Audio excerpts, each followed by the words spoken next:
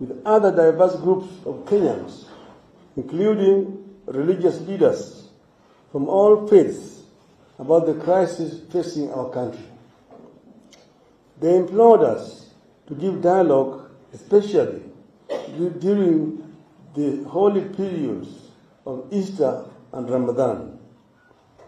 It is in this context that we agreed to call off the protests and give dialogue a chance. We are guided by the words of the late John F. Kennedy, who said, and I quote, "Let us never negotiate out of fear, but let us never fear to negotiate." Quote.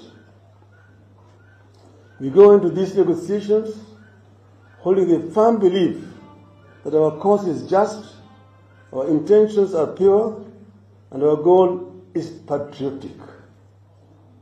We go into these talks convinced that some issues, in particular lowering the price of food, is urgent, can't wait, and does not even need the talks. Opening of the servers is not negotiable. We agree that a balanced process, spearheaded by members of parliament from both sides and backed by experts, is an appropriate way to proceed. The end product will then be presented to Parliament for approval. We shall send our members to the Select Joint Committee, whose terms of reference shall be to A. Recommend measures to lower the cost of hunger, fuel, electricity, and school fees. B. Conduct a review and forensic audit of the servers used by the IEBC before, during, and after the 2022 presidential election. C. Review the appointment and dismissal of IEBC commissioners, including their tenure of office, and recommend institutional, policy, legal, and constitutional mechanisms, restructuring and reforms of the IEBC. D. Consider the reconstructing of IEBC by devolving structures to counties, and whether the country really needs commissioners working on a permanent basis. E. Recommend legal, policy, and institutional reforms to strengthen and improve the electoral system and processes to entrench a culture of free and fair elections administered in an impartial, transparent, simple, accurate, verifiable, and secure system. F.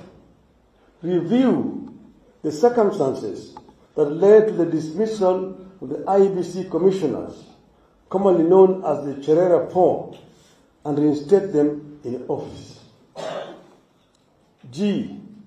Review and recommend changes in the law that will entrench party discipline, fidelity, by 1. Requiring MPs who cross party lines after the elections to seek a fresh mandate from the electorate.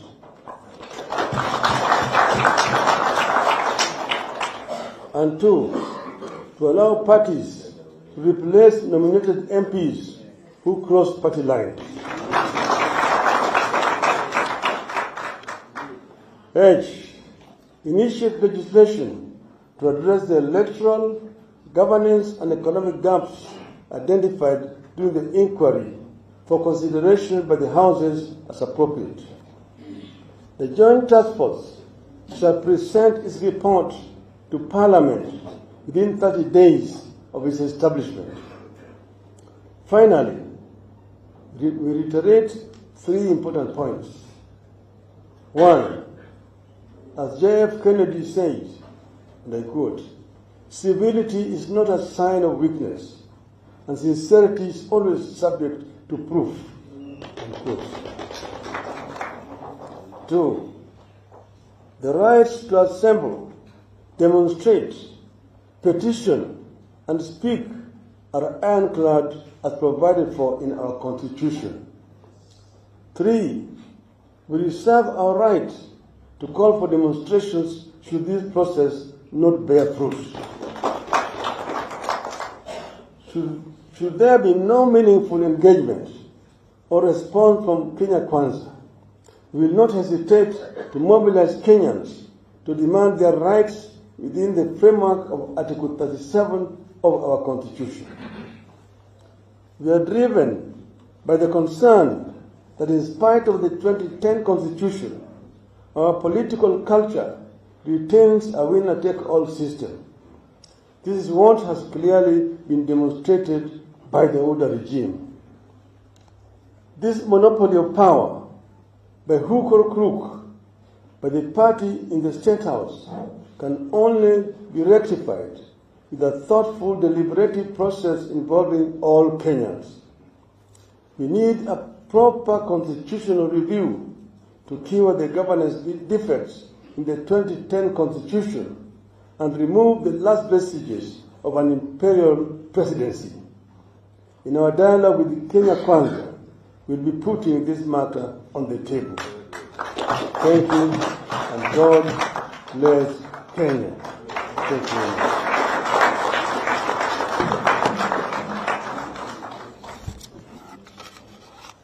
Makofi kwa Raila Odinga. May I now ask the media to take short leave as proceed with the rest of the program. And in the same breath,